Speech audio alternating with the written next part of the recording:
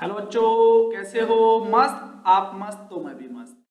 आज हम पढ़ने वाले हैं क्लास 10th की फिजिक्स को संपूर्ण तरीके से। ठीक है, उसमें कितने क्वेश्चन मोस्ट इम्पोर्टेंट हैं, कितने एग्जाम में पूछे जाते हैं और किस चैप्टर में से या किस यूनिट में से कितने चैप्टर आपको तैयार करनी है। अगर केवल और केवल इन प्रश्नों को पढ़ लिया जाए तो 90 प्लस आप लोगों की आ सकती है। मेरे अनुभव के अनुसार अगर आपको वास्तविक रूप में 90 प्लस चाहिए साइंस में क्लास 10th में, तो आप लोग ये वीडियो पूरा अंत तक देखिएगा।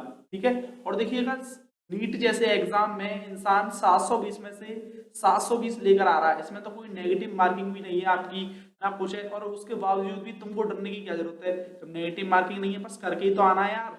छोटा सा सिलेबस है, इसमें भी हम 100 में से 100 या फिर 90 में 90 प्लस नहीं ला सकते तो बेकार है। तो अगर वास्तविक रूप में आप 90 प्लस लाना चाहते हैं और आपका सपना है और आज साकार हो सकता है साइंस में, तो वीडियो को अंत तक देखना। ठीक है, तो आज की वीडियो शुरू करते हैं। पहली वीडियो क्या है, देखिएगा। All important questions. Board board board परीक्षा 2023 के अति महत्वपूर्ण प्रश्न। 2023 के अति महत्वपूर्ण प्रश्न। अब देखेंगे यूनिट नंबर 3 क्या कहना चाह रही है। यूनिट नंबर 3 का नाम है आपका, थोड़ा सा वो ले लेते हैं कलर।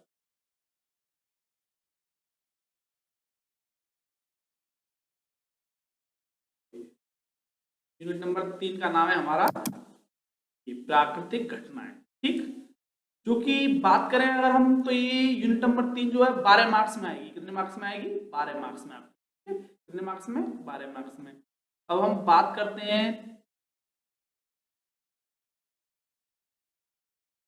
हम्म,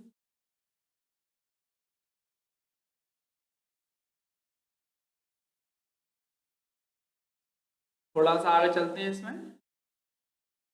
अब देखिएगा यूनिट नंबर 3 प्राकृतिक घटनाएं। ठीक है, इसमें हमारा चैप्टर नंबर 10 है प्रकाश, परावर्तन तथा अपवर्तन। इंग्लिश में आप लोग इसमें लॉन्ग क्वेश्चन क्या क्या बनता है मैं आप लोगों को बताने वाला हूँ। ठीक है, लॉन्ग क्वेश्चन कौन कौन से बनते हैं इसमें। ठीक है, तो पहला लॉन्ग क्वेश्चन हमारा जो बनता है, प्रकाश के परावर्तन से क्या तात्पर्य है।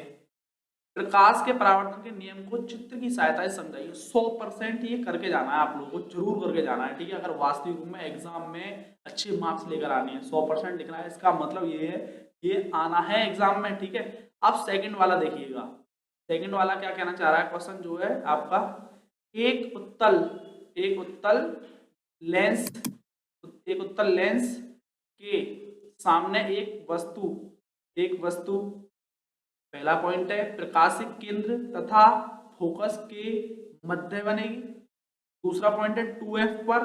तीसरा है हमारा, थोड़ा सा आगे कर लेते हैं, तीसरा है हमारा अनंत पर रखी रखी है। किस पर रखी हुई है? अनंत पर रखी हुई है।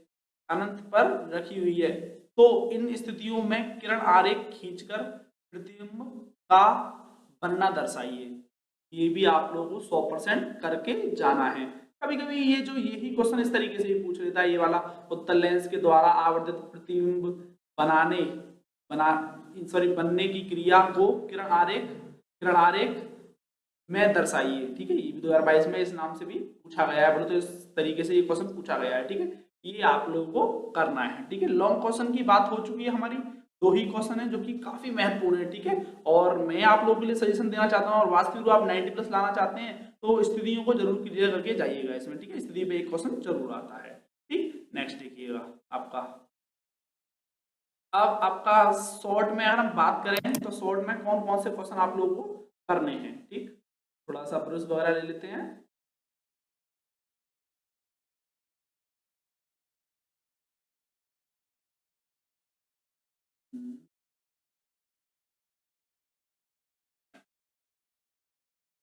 ये ठीक, हम वाहनों में उत्तल दर्पण को पश्च दृश्य दर्पण के रूप में वरीयता क्यों देते हैं। कहने का मतलब ये है कि हम पीछे का दृश्य देखने के लिए हम उत्तल दर्पण ही क्यों लगाते हैं, ये हमको बताना है। देखो शॉर्ट क्वेश्चन जो है, ये मत सोचना इतने क्वेश्चन है, एक एक दो दो क्वेश्चन है, सॉरी आपके बहुत एक दो लाइन के क्वेश्चन है। आप लोगों को कुछ नहीं करना है इसमें, पर आप मतलब मस्त है एकदम। ठीक है, बस आप लोगों को लेके सॉल्व करना है इसको, ठीक है। और क्वेश्चन नंबर अगर हम बात करें इसकी, तो स्नेल के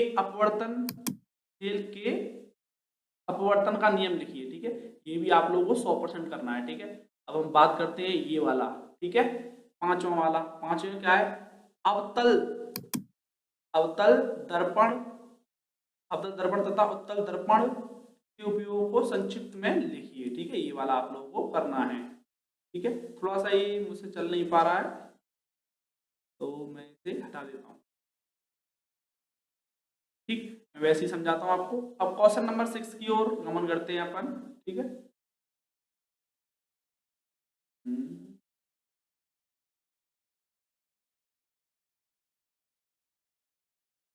क्वेश्चन नंबर 6, ठीक, देखिएगा। क्वेश्चन नंबर 6 में क्या है, बड़ा आसान है, कुछ भी तो नहीं है। एक मोटरसाइकिल के पीछे कभी कभी पूछा जाता है, ठीक है। बस वही घुमा घुमा के है, कुछ भी नहीं है, न्यूमेरिकल टाइप है, ठीक है। इसे छोड़ दीजिएगा, आप इसे मत करना, ठीक है। नेक्स्ट देखिएगा। अब 7वें में शॉर्ट में क्या पूछा जा सकता है? एक अवतल दर्पण से वस्तु का प्रतिबिंब वास्तविक तथा बड़ा बनाने के लिए वस्तु वस्तु की स्थिति किरण आरेख में दिखाइए किरण आरेख में दिखाइए, ठीक है।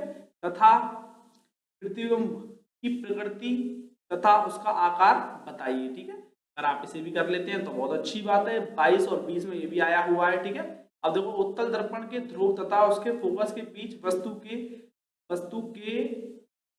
बने प्रतिबिंब की स्थिति एवं प्रकृति को आवश्यक किरण खींचकर समझाइए। क्या खींचकर? किरण आरेख खींचकर, ठीक है। 11, 18, 19 में आया हुआ है। किसमें आया हुआ है? 11, 18, 19 में आया हुआ है, ठीक है। नेक्स्ट देखिएगा आपका, अब आपका उचित किरण आरेख क्या है? उचित, क्वेश्चन नंबर 9 को हम पढ़ रहे हैं, ठीक है। उचित किरण आरेख के द्वारा उत्तल लेंस के प्रथम एवं द्वितीय फोकस की परिभाषा लिखिए, ठीक है। तो 15, 17, 20 में आया हुआ है, ठीक है। अब जो तुमको जरूर करके जाना है इसमें, वो 100% ये वाला जरूर करके, चाहे आप लोगों को स्किप कर सकते हैं जो अभी ऊपर हुए थे, ठीक है। देखिएगा, ये क्वेश्चन नंबर 10, कोहरे के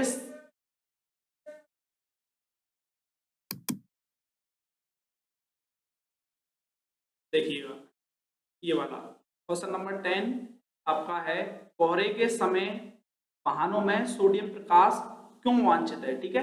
वैसे मैं आप लोगों को पूरे सेशन का, पूरे फिजिक्स का एक मैराथन क्लास देने वाला हूं, आप लोगों को घबराने की जरूरत नहीं है, ठीक है। जिसमें हम इन सभी क्वेश्चनों को डिस्कस करने वाले हैं, ठीक है। अगर आपसे जितने भी होते हैं आप कर लीजिएगा पहले, फिर मैं भी आप लोगों को एक मैराथन क्लास देने वाला हूँ, ठीक है। एक नोट पॉइंट है जो कि काफी अच्छा है, जिसमें बहुत सारा मतलब सार है कि ऑल 5 इयर्स न्यूमेरिकल्स, अगर आपको और अच्छे से तैयार करना, 90+ लेके आना है, पहले तो इन्हीं क्वेश्चन को तैयार कर लेना, और आप न्यूमेरिकल आपके 5 साल के करने हैं, तो आपकी 90+ आने की बहुत संभावना है। इस चैप्टर से जितने भी क्वेश्चन बनेंगे वो सब आप लोगों के यहीं से बनेंगे, ठीक है। अगर आपको चाहिए केवल और केवल 70+ आ जाए मेरी, तो भैया रे आपको सिर्फ और सिर्फ 19, 20, 22 इनको लगाना है, 19, 20, 22 को लगाना है, ठीक है। और all 7 years MCQ plus very short, ये जरूर लगाना है तुम्हें, ये वाला, ठीक है। ये क्यों लगाना है? क्योंकि 20 नंबर के आपके इस बार MCQ आने वाले हैं, वो वेरी शॉर्ट से बनते हैं और आपके जो रिपीटेड होते हैं उनसे बनते हैं, ठीक है। और मेरे कहने से एक चीज और लगा लेंगे आप लोग, NCERT एक्सरसाइज जरूर लगा लेंगे, ठीक है। तो आप पहले चैप्टर का हमारा काम हो गया, ठीक है। अब हम बात करते हैं नेक्स्ट चैप्टर की, ठीक है। नेक्स्ट चैप्टर, ठीक है। अगर आपको किसी प्रकार की कोई दिक्कत है या फिर PDF चाहिए तो इस नंबर पे आप कांटेक्ट भी कर सकते हैं, 8077067875, ओके। तो नेक्स्ट देखिएगा नीचे, ठीक है।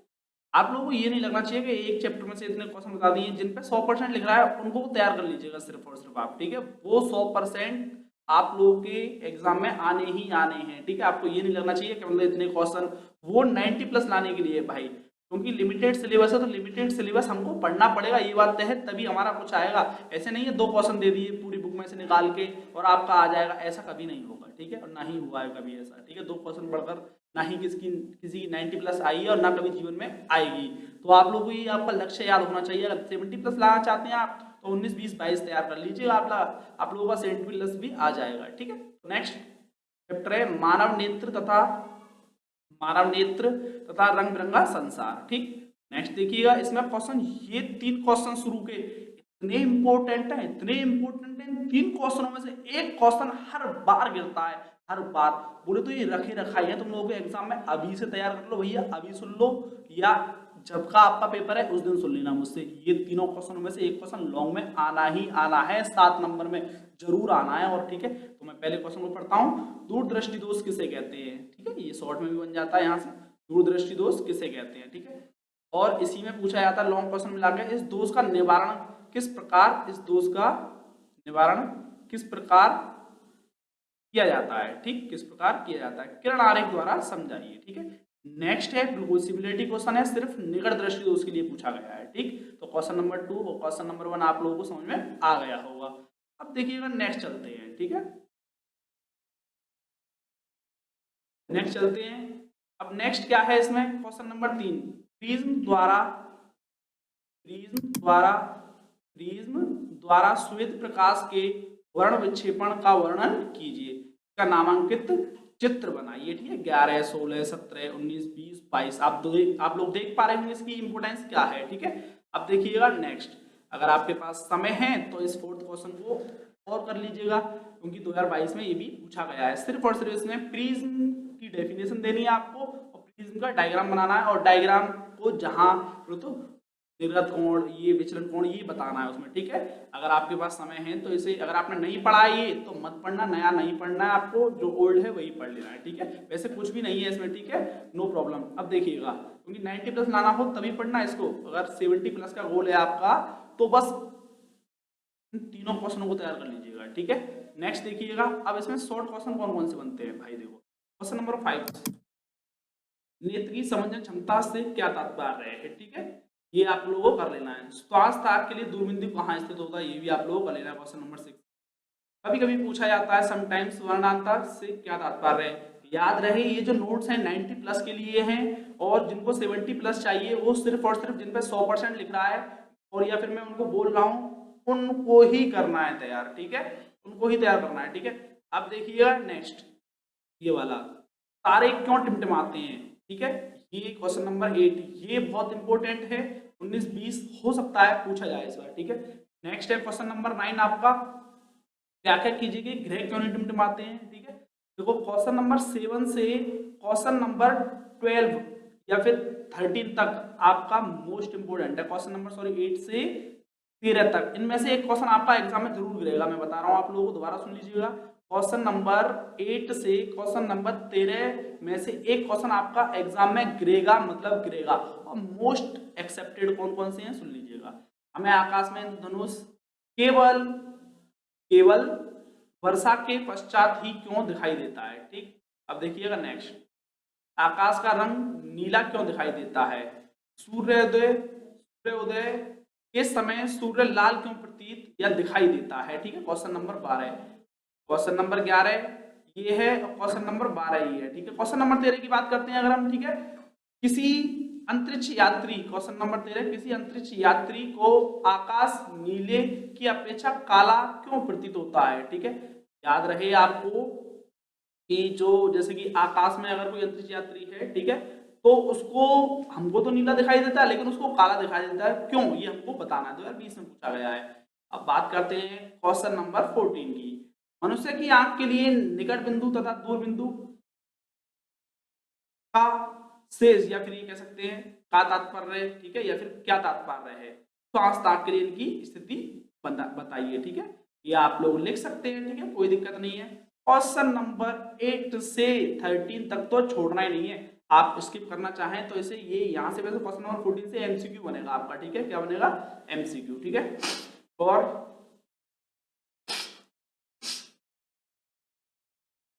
देखो यही है हमारा यहाँ पे क्या कहते हैं इससे, ऑल 5 इयर्स न्यूमेरिकल, अगर आपको इसके न्यूमेरिकल लगाने हैं तो 5 इयर्स के न्यूमेरिकल लगा लीजिएगा, और जिनको 70 प्लस चाहिए 19, 20, 22 बस, ठीक।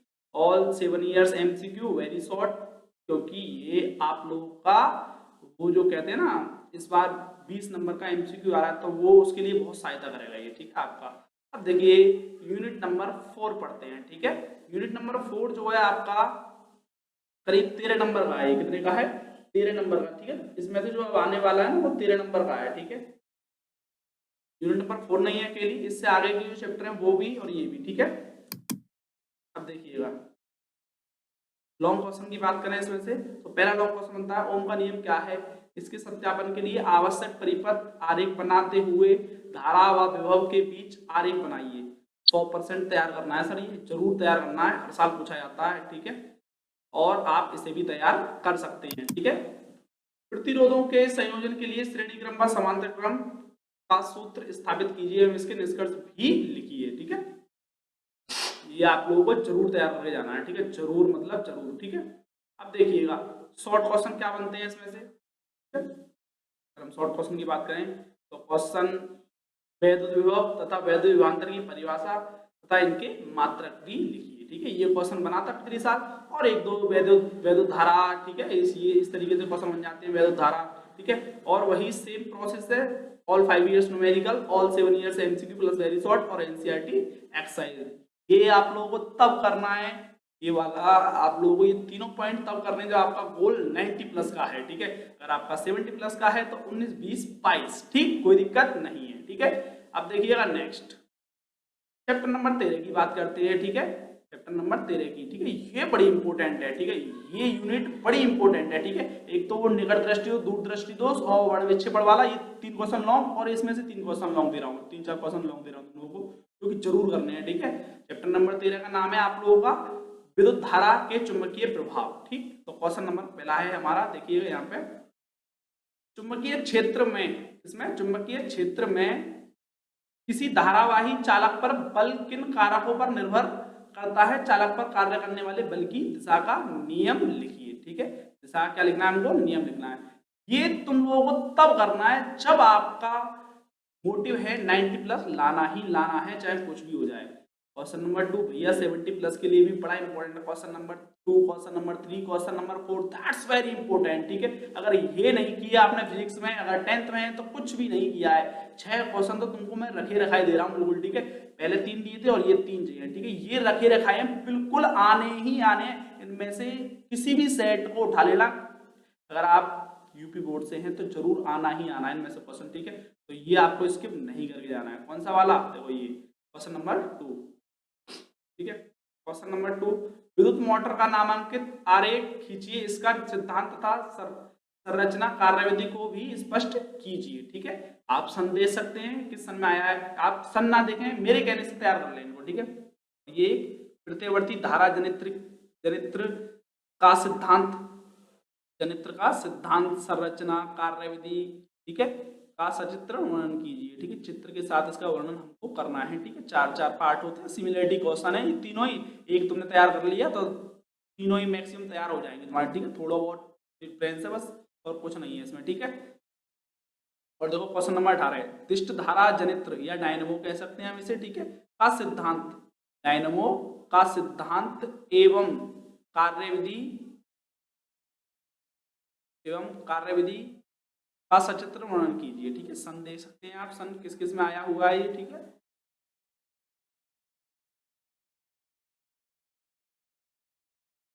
अब देखें आप शॉर्ट क्वेश्चन क्या क्या बन सकता है, ठीक है।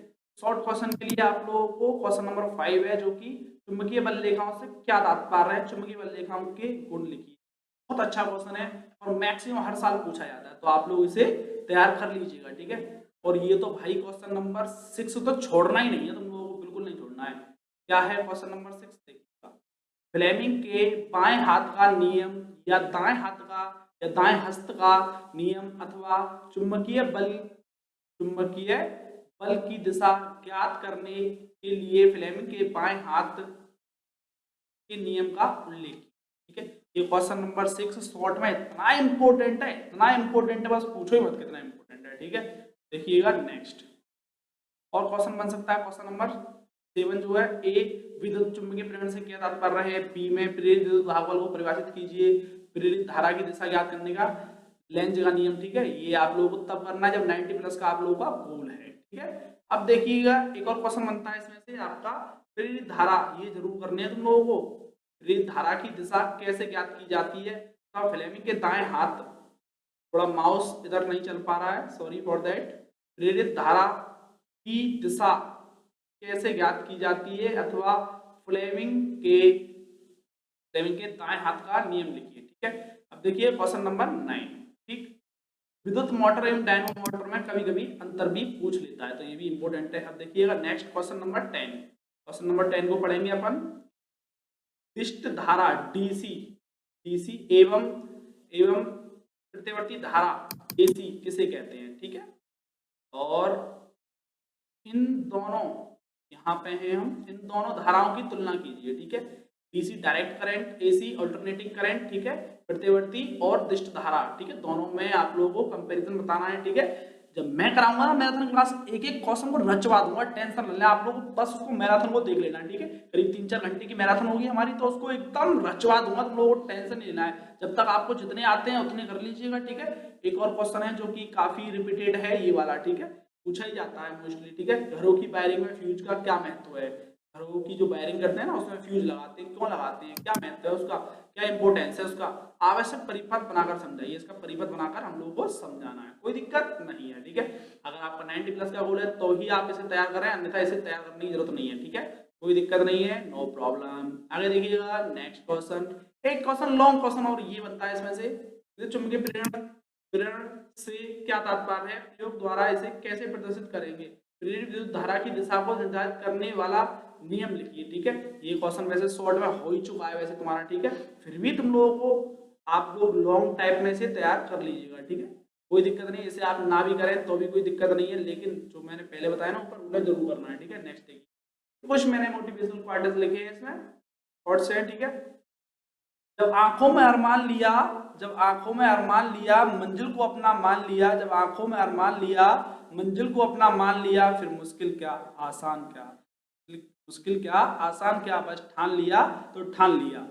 नेक्स्ट है आपका, अब मेहनत दिन रात करूंगा, अब मेहनत दिन रात करूंगा, लोगों से कम किताबों से ज्यादा बात करूंगा, लोगों से कम किताबों से ज्यादा बात करूंगा। नेक्स्ट देखिए, ये भी बहुत प्यारा है। ना थके हैं पाँव कभी, ना थके हैं पाँव कभी, ना ही हिम्मत हारी है, मैंने देखे हैं कई दौर, मैंने देखे हैं कई दौर, और आज भी सफर जारी है।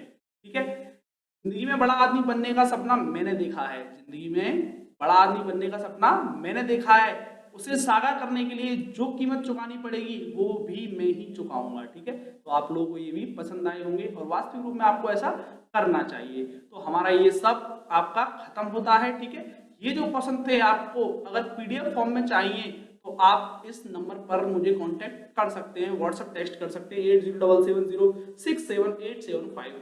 और किसी भी क्वेश्चन में कोई किसी प्रकार का डाउट है आपका, तो आप व्हाट्सएप SMS मुझे कर सकते हैं, या कमेंट बॉक्स में जरूर कर सकते हैं। ठीक है, और एक और बार मैं रिपीट कर रहा हूं, अगर आपका गोल है मुझे 70 प्लस चाहिए केवल और केवल, ठीक है, तो आप लोग क्या करना है, देखिएगा सबसे पहले जिन पे मैंने 100% लिखा है वो तो आप लोग तैयार करने ही करने हैं। ठीक है, 100% वाले, और आप MCQ 7 साल के जरूर लगा कर जाएं, और न्यूमेरिकल आप लोग 19, 20, 22 के। ठीक है, 20, 22 के भी लगाएंगे तो भी चल जाएगा। ठीक है, और वेरी शॉर्ट कोई एक टेक्स्ट बुक हो आपके पास या रेफरेंस बुक NCERT के, उसमें से लगाएं तो बेटर रहेगा। ठीक है, वो जरूर लगा लें, क्योंकि 20 नंबर का आपका OMR होने वाला है। ठीक है, उम्मीद करता हूँ आप लोगों को ये वीडियो बहुत अच्छी लगी होगी। ठीक है, ऐसे ही अपना प्यार बनाए।